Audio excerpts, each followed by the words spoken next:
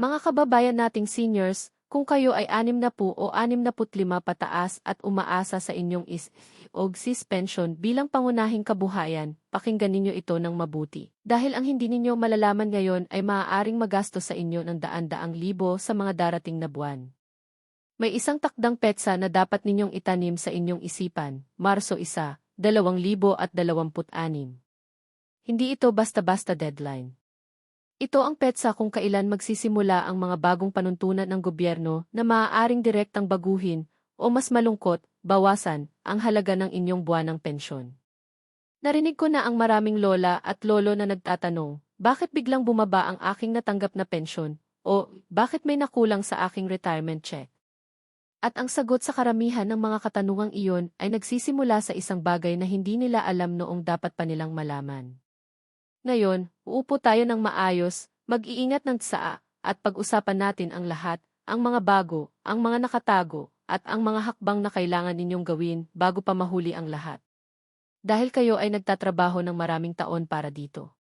Karapat-dapat kayo sa bawat sentimo. Una sa lahat, pag-usapan natin kung bakit ang Marso 1, 2026 ay napakahalaga. Ang Social Security System at ang Government Service Insurance System ay naglabas ng mga bagong alituntunin patungkol sa re-verification ng mga benepisyaryo. Ibig sabihin nito, ang bawat kasalukuyang pensyonado ay kailangang muling kumpirmahin ang kanilang katayuan, ang tinatawag nilang pension revalidation o Life Verification Process. Kung hindi ninyo magagawa ito bago mag-Marso 1, 2026, ang inyong pension payment ay maaaring pansamantalang ihinto hanggang sa makumpleto ang proseso. Isipin ninyo ang epekto noon, 1 buwan na walang pension, 2 buwan, o marahil mas matagal pa. Para sa maraming senior na walang ibang pinagkukunan ng kita, ito ay hindi basta abala, ito ay krisis. Ang life verification ay hindi bago, pero ang paraan ng pagpapatupad nito ngayon ay mas mahigpit. Dati, maaari itong gawin sa pamamagitan ng isang simpleng form na pinirmahan ng barangay captain. Ngayon, hinihiling ng SFS na personal na pumunta ang pensyonado sa pinakamalapit na SFS branch o gamitin ang SFS mobile app na may selfie verification kung marunong kayong gumamit ng smartphone. Para naman sa mga GSIS pensyonado, ang kanilang GSIS card ay kailangan ng i-update at i-activate para patuloy na makatanggap ng benepisyo sa pamamagitan ng kanilang land bank o account. Huwag kayong mahiyang humingi ng tulong sa inyong mga anak o apo para gawin ito. Ang 1 oras na panahon ngayon ay makakapagtipid sa inyo ng maraming buwan na abala at stress. Ngayon, pag-usapan natin ang tunay na pera. Ang kasalukuyang minimum na SET pension para sa mga retiree na may sapat na kontribusyon ay nasa pagitan ng 2,000 hanggang 18,475 bawat buwan. Depende sa inyong mga naiambag na kontribusyon at haba ng serbisyo. Para naman sa mga GSIS pensyonado na dating government employees, ang pension ay kadalasang mas mataas, maaaring umabot sa 20,000 hanggang 40,000 o higit pa. Depende sa inyong basic salary at bilang ng taon ng serbisyo. Ang malungkot na katotohanan ay maraming senior ang hindi alam na may mga karagdagang benepisyo sila na hindi pa nila natatanggap. Halimbawa, ang SSA ay may tinatawag na 13 month pension na ibinibigay tuwing Disyembre, pati na rin ang 1,000 na Christmas cash gift. Pero marami ang hindi nakakatanggap nito dahil hindi sila nagrehistro ng tamang bank account o hindi nila na-i-update ang kanilang contact information sa TIF. Mayroon ding tinatawag na dependents pension para sa inyong mga anak na wala pang 21 taong gulang o mga anak na may kapansanan.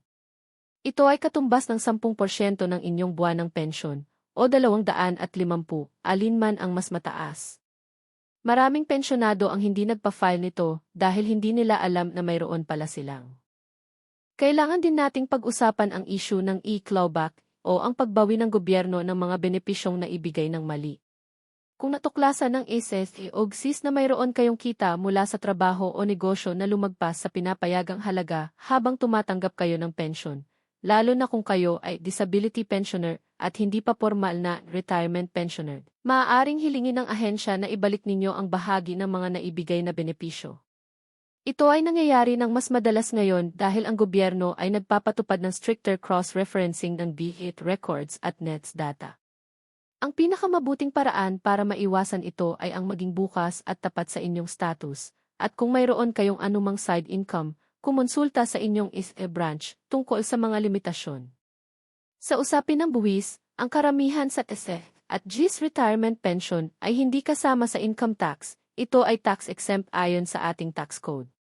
Pero kung kayo ay tumatanggap ng lump sum na separation pay o retirement gratuity mula sa inyong dating employer bilang karagdagan sa inyong pension, ang halaga na lumagpas sa 70,000 ay maaaring may kaukulang buwis.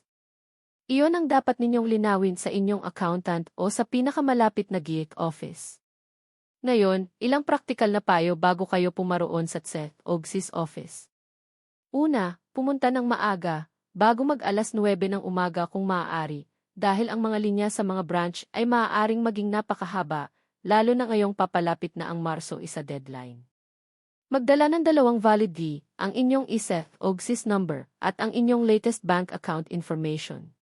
Kung hindi kayo makapunta ng personal dahil sa kalusugan o kapansanan, ang ISE ay may provision para sa authorized representative na maaaring kumilos sa inyong pangalan, pero kailangan ng notarized special power of attorney para dito. Para sa mga GSIS members, gamitin ninyo ang GSIS Touch Kiosks na makikita sa mga malalaking opisina ng ahensya. Mas mabilis ang serbisyo roon kaysa sa regular na teller. At para sa mga DSET members, ang DSET online portal ay may seksyon na para sa pension verification na maaari ninyong gawin kahit sa bahay, basta may internet connection at email address kayo. Mga mahal nating seniors, nais kong tapusin ang ating pag-uusap ngayon sa isang simpleng paalala mula sa puso. Kayo ay nagsakripisyo ng buong buhay, nagtrabaho, nagbuwis, nagmalasakit sa inyong pamilya at sa inyong bansa. Ang pensyon na ito ay hindi charity, ito ang inyong kinita. Ito ang inyong karapatan.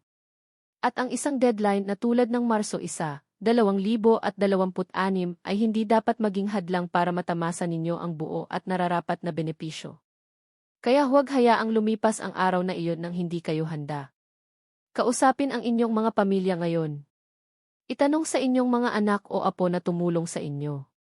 At kung may mga katanungan kayo, huwag mahiyang pumunta sa pinakamalapit na ISE o GSIS branch, naroon sila para tumulong sa inyo. Salamat sa inyong pakikinig at patuloy tayong mag-ingatan. Dahil sa huli, ang pinakamahalagang investment na ginawa ninyo ay ang inyong sariling kinabukasan, at karapat-dapat kayo sa bawat pisong babalik sa inyo. Kung nakatulong sa inyo ang video na ito, ibahagi ito sa inyong mga kaibigan at kapamilyang senior. Mag-subscribe at pindutin ang notification bell para sa mga susunod na update tungkol sa inyong mga benepisyo.